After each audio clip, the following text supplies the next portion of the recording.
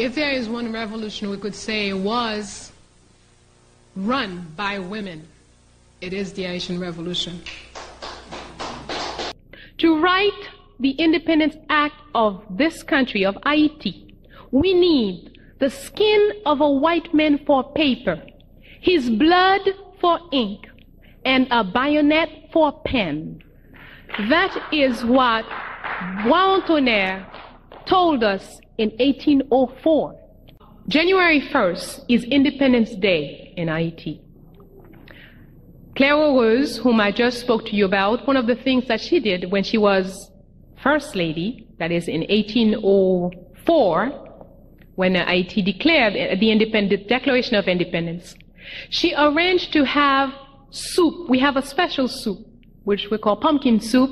We don't call it pumpkin soup, but it is basically made of pumpkin. So we have this special soup that is in fact called either Independence soup, is what it's called. And she had prepared that on January 1st, 1804, all around the country in huge barrels. She said on Independence Day, no one should go hungry. Catherine Flon is given the assignment to mount a commission that will start to reflect on what colors should represent us once we become independent. She took several months. They debated for several months. And then the commission agreed that they would do it black and red, vertical. Black on the pole, representing a people with strong backbones, strong vertebrae, able to look at and plan their tomorrow. And red will be there to represent victory and the cost of this victory. That's what we have. There are many troops that have men and women, many of them. Dessalines' army has men and women.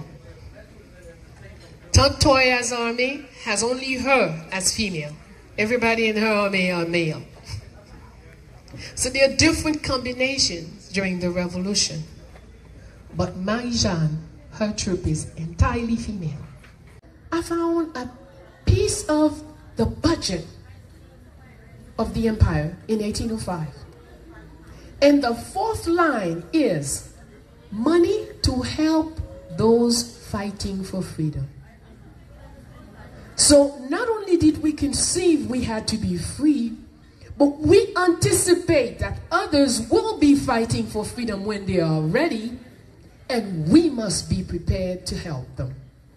Haiti is the country with the spirit to declare its independence in 1804 on this hemisphere, and to declare it not just for those who live on that island, but on Independence Day we said, this land is free for all black people anywhere in the world who would set foot on it. Saint-Louverture was a great man and a wonderful leg buck because he knew everybody came and tell him, that's a trap. The white man is going to get you. So I got to go anyway. He went. Yes, they grabbed him. Yes, they carried him to France. Yes, they locked him up in jail. Yes, they opened up the roof and let the snow come in and eat the man alive. But he had done his job. And he left a proper space for Ogun to come in and finish the job. We must know when to go. We must know when to come. When you know yourself, you cannot try to buy more time. Because what is more time for you is bad for the collective. Because the good is what is good for us all, not what is good for me. This white man that you're busy giving him credit for everything, he went all around and stole from all of us. Most often he's bringing back things he took from you. He brings it back to you and you say, whoo, he's a genius. The white man is living inside of you. He is in your mind. With every book you studied in school, he snuffed inside the tiniest little crawl, this little fit in your head. And I don't know, maybe he has even entered our soul. We need to investigate.